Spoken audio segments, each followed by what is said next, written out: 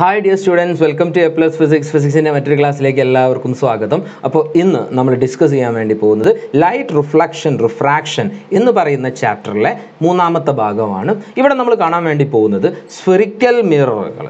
അതിൽ ലൈറ്റ് വന്ന് പതിക്കുമ്പോൾ എങ്ങനെയൊക്കെയാണ് നമ്മൾ റെപ്രസെൻറ്റ് ചെയ്യേണ്ടത്, എന്തൊക്കെ റൂൾസാണ് ഫോളോ ചെയ്യേണ്ടത്. ഈ റൂൾസ് നമുക്ക് എന്തിനാണ് എന്ന് വെച്ചാൽ നമ്മൾ ഇനി ചെയ്യാൻ വേണ്ടി പോകുന്നത് അല്ലെങ്കിൽ ഇനി നമ്മൾ കാണാൻ വേണ്ടി പോകുന്നത് image formation of spherical mirrors ആണ്. കഴിഞ്ഞ ക്ലാസ്സിൽ നമ്മൾ സ്ഫെറിക്കൽ മിറർ എന്താണെന്നും അതിൻ്റെ ഡിഫറെൻറ്റ് ടേംസിനെ കുറിച്ചിട്ടും അതുപോലെ തന്നെ പ്രിൻസിപ്പൽ ഫോക്കസ് എന്താണെന്നും ഒക്കെ നമ്മൾ കണ്ടു. ഓക്കെ, ഇനി നമ്മൾക്ക് ഡിസ്കസ് ചെയ്യാനുള്ളത് ഇമേജ് ഫോർമേഷൻ ആണ്. ഇമേജ് ഫോർമേഷൻ എന്ന് പറയുമ്പം യഥാർത്ഥത്തിൽ ഇമേജ് ഫോർമേഷൻ നമ്മൾ വരച്ചുകൊണ്ടല്ല കാണുന്നത്. ഇമേജ് ഫോർമേഷൻ നമ്മൾ ഫിസിക്സ് ലാബിൽ ചെയ്യുന്ന ഒരു പ്രോസസ്സാണ്, അല്ലെങ്കിൽ ഒരു എക്സ്പെരിമെൻ്റ് ആണ്. അവിടെ നമുക്ക് മിറർ ഉണ്ടാവും, ഒരു ഒബ്ജക്റ്റ് ഉണ്ടാവും, ഒരു സ്ക്രീനും ഉണ്ടാവും. ഈ ഒബ്ജക്റ്റ് വ്യത്യസ്ത സ്ഥലങ്ങളിൽ വെക്കുമ്പം കറസ്പോണ്ടിങ് ആയിട്ടുണ്ടാവുന്ന ഇമേജുകളെ നമ്മൾ കളക്ട് ചെയ്യും, അല്ലെങ്കിൽ പ്രതിബിംബങ്ങളെ നമ്മൾ കളക്ട് ചെയ്യും. എവിടെയൊക്കെ കിട്ടുന്നു എന്ന് നോക്കും. അത് എങ്ങനെയാണ് ഒബ്ജക്റ്റിൽ നിന്നും അല്ലെങ്കിൽ വസ്തുവിൽ നിന്നും പ്രകാശം മിററിലേക്ക് എത്തുന്നു, മിററിൽ നിന്നും അത് സ്ക്രീനിലേക്ക് എത്തും. ഇത്തരത്തിൽ എവിടെയാണ് നമുക്ക് ഒബ്ജക്റ്റ് വെച്ചത്, എവിടെയാണ് നമുക്ക് ഇമേജ് കിട്ടുന്നത്, ഇത് നോക്കി നമ്മൾ ഓൾറെഡി ഒരു ധാരണ ഉണ്ടാകും. ഈ ഒരു ഐഡിയ വെച്ചുകൊണ്ടാണ് നമ്മൾ റേ ഡയഗ്രാം വരയ്ക്കാൻ വേണ്ടി പോകുന്നത്. പക്ഷേ നിങ്ങൾ കണ്ടിട്ടുണ്ടാവും, നിങ്ങൾ ഓൾറെഡി ഈ ചാപ്റ്ററൊക്കെ കഴിഞ്ഞ ആൾക്കാരാണെങ്കിൽ നിങ്ങൾക്ക് കാണാം, ഇമേജ് ഫോർമേഷൻ്റെ സമയത്ത് ടീച്ചർ വന്നിട്ട് കുറേ ചിത്രങ്ങൾ വരയ്ക്കുന്നത്. ഈ ചിത്രങ്ങൾ വരയ്ക്കുന്നത് എന്താണ്, അത് ഓൾറെഡി നമുക്കറിയാം എവിടെയൊക്കെയാണ് ഒബ്ജക്റ്റ് ഉള്ളത്.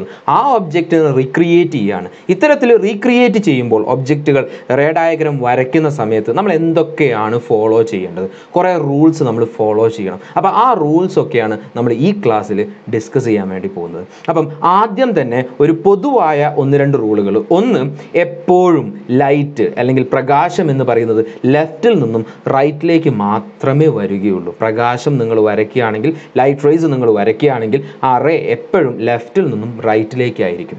ഇനി രണ്ടാമത്തെ നിയമം എന്ന് പറഞ്ഞിട്ടുണ്ടെങ്കിൽ, ഏത് മിറർ ആയിക്കോട്ടെ ലെൻസ് ആയിക്കോട്ടെ, ഇതിൻ്റെ ഫേസ് എന്ന് പറയുന്നത് എങ്ങോട്ടേക്ക് പ്രൊജക്റ്റ് ചെയ്തിരിക്കും, ലെഫ്റ്റിലേക്ക്. കാരണം എന്താ, ലൈറ്റ് അവിടെ നിന്നാണ് വരുന്നത്, സോ ലെഫ്റ്റിലേക്ക് പ്രൊജക്റ്റ് ചെയ്തിരിക്കും. ഇത് കോമൺ ആയിട്ട് നമ്മൾ ഉപയോഗിക്കുന്ന 2 റൂളാണ്, നമ്മൾ വരയ്ക്കുന്ന സമയത്ത് ഫോളോ ചെയ്യുന്ന 2 റൂളാണ്. ഇതുപോലെ തന്നെ കുറേ മറ്റു ചില റൂളുകളുണ്ട്, നിയമങ്ങളുണ്ട് നമുക്ക് പഠിക്കാൻ. അതാണ് ഇന്ന് നമ്മൾ നമ്മുടെ ഈ ക്ലാസ്സിൽ ഡിസ്കസ് ചെയ്യാൻ വേണ്ടി പോകുന്നത്. ഇത് കോൺകേവ് മിററിനും കോൺവെക്സ് മിററിനും രണ്ടിനും ബാധകമാണ്. അപ്പോൾ അതുകൊണ്ട് തന്നെ ഞാൻ രണ്ടും ഇവിടെ വരയ്ക്കുന്നതായിട്ട് നിങ്ങൾക്ക് കാണാം. അപ്പം നിങ്ങൾ ശ്രദ്ധിച്ചിരിക്കുക. റൂൾ വളരെ സിമ്പിളാണ്. ഇത് അറിഞ്ഞു കഴിഞ്ഞിട്ടുണ്ടെങ്കിൽ നമുക്ക് നമ്മുടെ ഇമേജ് ഫോർമേഷൻ വളരെ സിമ്പിളായിട്ട് പഠിക്കാൻ വേണ്ടി പറ്റും. അപ്പം ആദ്യത്തെ റൂൾ നമ്പർ 1 എന്താ എന്ന് വെച്ചാൽ, നമുക്ക് ഓൾറെഡി അറിയാം, മിററുകളെ കുറിച്ചിട്ടുള്ള ധാരണ നിങ്ങൾക്ക് ഉണ്ടാവുമെന്ന് വിചാരിക്കുന്നു. അതുകൊണ്ട് തന്നെ നമ്മൾ നേരെ ഇമേജ് ഫോർമേഷൻ്റെ റൂൾസ്, നിയമങ്ങളിലേക്ക് കടക്കുകയാണ്. ആദ്യത്തെ റൂൾ എന്ന് പറയുന്നത്, ഒരു കോൺകേവ് മിററിൽ സ്റ്റാർട്ട് ചെയ്യാം. നമ്മളൊരു കോൺകേവ് മിറർ കൺസിഡർ ചെയ്താൽ, ദിസ് ഇസ് കോൺകേവ് മിറർ. ഇതൊരു കോൺകേവ് മിറർ ആണല്ലോ. യെസ്, ഒരു കോൺകേവ് മിററിൽ എന്തൊക്കെ ഉണ്ടാകും, പോൾ ഉണ്ടാകും, ദെൻ ഫോക്കസ് ഉണ്ടാകും, ദെൻ സെൻറ്റർ ഓഫ് കർവേച്ചർ ഉണ്ടാകും. ഫോക്കസ് ഉണ്ടാവും, പോൾ ഉണ്ടാവും, സെൻറ്റർ ഓഫ് കർവേച്ചർ ഉണ്ടാവും. എന്താണ് first rule? Very simple.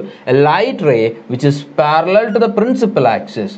Principal ആക്സിസിന് പാരലായിട്ട് ഒരു പ്രകാശം വരികയാണെങ്കിൽ അത് റിഫ്ലക്ഷന് ശേഷം, after reflection it will pass through focus. ഫോക്കസിലൂടെ കടന്നു പോകും. ഇതാണ് നമ്മുടെ ഫസ്റ്റ് റൂള്. ഓക്കെ, എന്താണ്? പ്രിൻസിപ്പൽ ആക്സിസിന് പാരലായിട്ട് വരുന്ന പ്രകാശരശ്മി എന്തായിരിക്കും, റിഫ്ലക്ഷന് ശേഷം ഫോക്കസിലൂടെ കടന്നു പോകുന്നു. ഇത് തന്നെയാണ് എന്തിൻ്റെ കേസിലും വരുന്നത്, കോൺകേവിൻ്റെ case. This is for concave. കോൺവെക്സിൻ്റെ കേസിലും ഇത് തന്നെ നമുക്ക് പറയാം. എങ്ങനെയാണ് കോൺവെക്സിൽ നമ്മൾ റെപ്രസെൻ്റ് ചെയ്യുക? കോൺവെക്സിലാവുന്ന സമയത്ത് നമുക്കറിയാം, ഇങ്ങനെയാണ് നമ്മൾ കോൺവെക്സിനെ വരയ്ക്കുക. കോൺവെക്സിനും എന്തൊക്കെയുണ്ട്, പോളുണ്ട്, ഫോക്കസ് ഉണ്ട്, സെൻറ്റർ ഓഫ് കർവേച്ചറും ഉണ്ട്.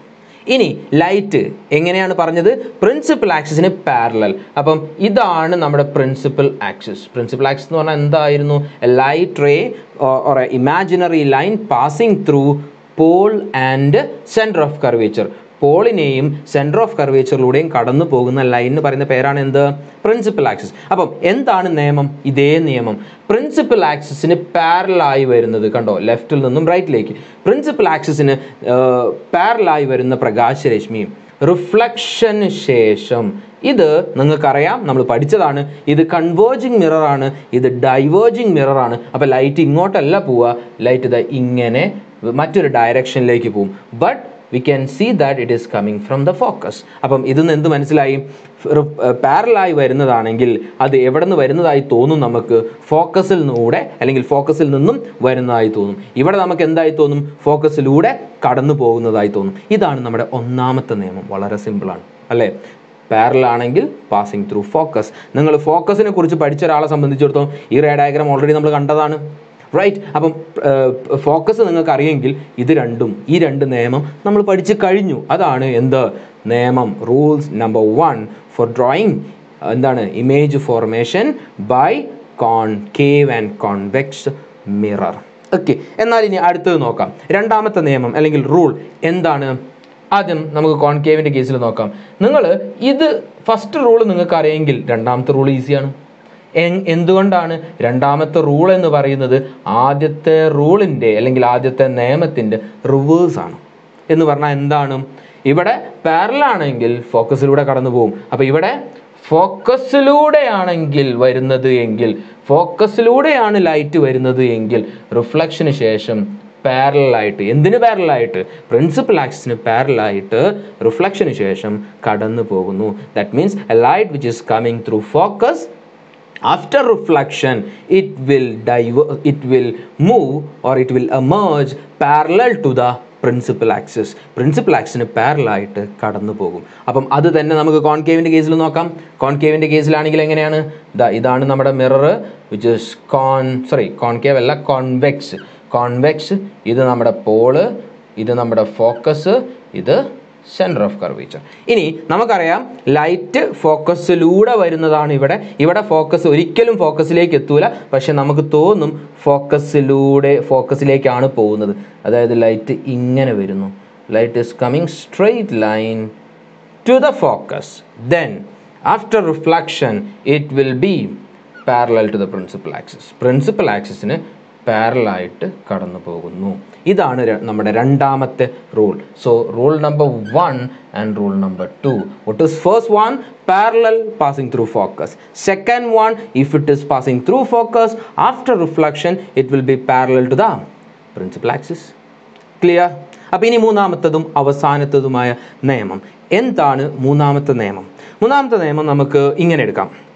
അതായത് ഒരു ലൈറ്റ് റേ, മൂന്നാമത്തതും ഒന്നും കൂടെ ഉണ്ട്, നാലാമത്തതും മറ്റൊന്ന് രീതിയിൽ നമുക്ക് പറയാം. അപ്പോൾ 4 ഉണ്ടാവും. അപ്പോൾ മൂന്നാമത്തത് എന്താണെന്ന് നോക്കാം. കോൺകേവ് മിററാന്ന് വിചാരിക്കാം. Concave mirror, this is our concave mirror.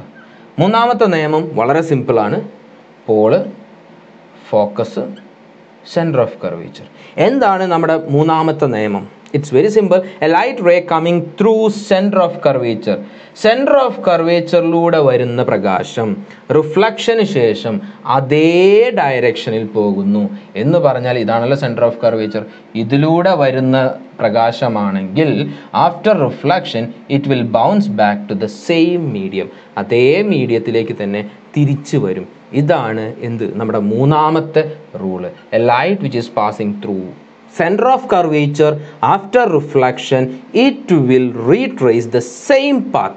എന്ന് പറഞ്ഞാൽ എന്താ? അതേ ഡയറക്ഷനിലേക്ക് തന്നെ തിരിച്ചു വരും. ഇത് തന്നെ നമ്മുടെ കോൺവെക്സിൻ്റെ കേസിലും അപ്ലിക്കബിൾ ആണ്. അപ്പോൾ കോൺവെക്സിൻ്റെ കേസിൽ എങ്ങനെയാണ് വരിക? This is our convex, centre of curvature, focus, then this is our pole. അപ്പോൾ സെൻറ്റർ ഓഫ് കർവേച്ചറിലൂടെ കടന്നു വരുന്നത് എന്നാണ് പറഞ്ഞത്. അപ്പോൾ ഇതാണ് നമ്മുടെ സെൻറ്റർ ഓഫ് കർവേച്ചർ. അപ്പോൾ സെൻറ്റർ ഓഫ് കർവേച്ചർ ഇങ്ങനെ light is coming to the centre of curvature, bouncing back to the same. നമുക്കറിയാം ഡൈവേർജിങ് ആണ്, ഒരിക്കലും ലൈറ്റ് ഇതിലേക്ക് കടക്കൂല. അതാണ് ഞാൻ ഡോട്ടഡ് ലൈൻസ് ഇട്ടത്. അപ്പം ഇതെന്താണ് റെപ്രസെൻ്റ് ചെയ്യുന്നത്? ലൈറ്റ് ഈ ഭാഗത്തേക്ക് ബാക്ക് സൈഡിലേക്ക് കടക്കുന്നില്ല എന്ന് കാണിക്കാൻ വേണ്ടിയിട്ടാണ് ഡോട്ടഡ് ഇട്ടത്. പക്ഷേ ലൈറ്റ് എന്ത് ചെയ്യുന്നുണ്ട്? റിഫ്ലക്ഷൻ നടക്കുന്നുണ്ട്. ഇവിടെ എല്ലാം റിഫ്ലക്ഷൻസ് സംഭവിക്കുന്നുണ്ട്. അപ്പോൾ ഇതാണ് നമ്മുടെ മൂന്നാമത്തെ നിയമം. എന്തായിരുന്നു മൂന്നാമത്തെ നിയമം? Light which is passing through centre of curvature after reflection it will bounce back the same medium, same path with opposite direction. Same path എന്ന് പറഞ്ഞാൽ അതിനർത്ഥം അതേ പാതയിലൂടെ but opposite in direction. And the last and final one, അവസാനത്തെ നിയമം. എന്താണ് നമ്മുടെ അവസാനത്തെ റൂൾ എന്ന് പറയുന്നത്? കോൺകേവിൻ്റെ കേസിൽ ആദ്യം നമുക്ക് പറയാം. കോൺകേവിൻ്റെ കേസിലാണെങ്കിൽ ദിസ് ഇസ് കോൺകേവ് മിറർ. നിങ്ങൾക്ക് കോൺകേവ് മിററൊക്കെ വരയ്ക്കാൻ നിങ്ങൾക്ക് അറിയാം, പഠിച്ചിട്ടുണ്ടാവും. So this is focus, pole, this is focus and centre of curvature. ഇനി എന്താണ് നമ്മുടെ അവസാനത്തെ 4ാമത്തെ നിയമം? എന്താണ് ഇമേജ് ഫോർമേഷൻ വരയ്ക്കാൻ വേണ്ട 4ാമത്തെ നിയമം എന്താണ്? A light which is obliquely hitting to the pole, പോളിലേക്ക് ചെരിഞ്ഞ് വന്ന് പതിക്കുകയാണെങ്കിൽ after reflection it will bounce back. റിഫ്ലക്ഷന് ശേഷം അത് ബൗൺസ് ബാക്ക് ചെയ്ത് പോകും with law of reflection. Law of reflection satisfy ചെയ്തുകൊണ്ടായിരിക്കും ഇത് ബൗൺസ് ബാക്ക് ചെയ്യുന്നത് എന്ന് പറഞ്ഞാൽ, ഇത് നമുക്ക് നോർമലായി എടുക്കുകയാണെങ്കിൽ ഈ angle, that is angle of I, is equal to angle of R. Angle of I is equal to angle of R. അതെന്താണ്? Law of reflection, second law ആണ്, നമ്മൾ പഠിച്ചതാണ് സെക്കൻഡ് ലോ. അപ്പോൾ ഈ സെക്കൻഡ് ലോ വെരിഫൈ ചെയ്തുകൊണ്ട് അല്ലെങ്കിൽ obey ചെയ്തുകൊണ്ട് light move ചെയ്യുന്നു അല്ലെങ്കിൽ റിഫ്ലക്ഷൻ സംഭവിച്ച് പോകുന്നു. അപ്പോൾ ഇതാണ് നമ്മുടെ എത്രാമത്തെ റൂള്?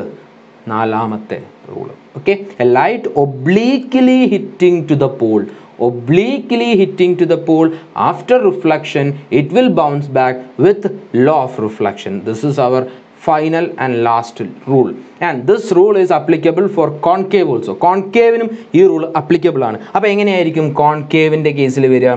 നമുക്കറിയാം, കോൺവെക്സിൻ, ദിസ് ഇസ് കോൺകേവ്. അപ്പോൾ കോൺവെക്സ് എന്ന് പറഞ്ഞാൽ ഞാൻ പറഞ്ഞു ഇതാണ് നമ്മുടെ convex.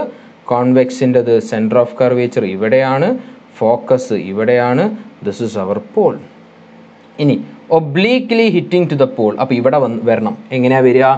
Light is hitting like this and it will bounce back with the same law of reflection.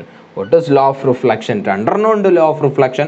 ഒന്ന് incident ray, reflected ray normal lies in the same plane, അത് കംപ്ലീറ്റ് ആണ്. രണ്ടാമത്തെ ലോയും സാറ്റിസ്ഫൈ ചെയ്യും. എന്താ അത്? angle of I is equal to angle of R. Angle of incidence is equal to angle of reflection. ഇതാണ് നമ്മുടെ 4 നിയമങ്ങൾ. ഈ നിയമങ്ങൾ വെച്ചിട്ടാണ് നമ്മൾ ഇമേജ് ഫോർമേഷൻ കാണാൻ വേണ്ടി പോകുന്നത്. അപ്പം ഈ 4 നിയമങ്ങൾ നിങ്ങൾക്ക് അറിയുമെങ്കിൽ നമുക്ക് എന്ത് ചെയ്യാൻ പറ്റും? നമ്മളെ ലാബിൽ കണ്ട ഇമേജ് ഫോർമേഷനെ റീക്രിയേറ്റ് ചെയ്യാൻ വേണ്ടി പറ്റും. അപ്പോൾ അതായിരിക്കും നമ്മൾ അടുത്ത ക്ലാസ്സിൽ ഡിസ്കസ് ചെയ്യുന്നത്. I think it's clear. Okay, അപ്പം മറ്റൊരു ക്ലാസ്സിൽ വീണ്ടും കാണാം. Till then take care, by.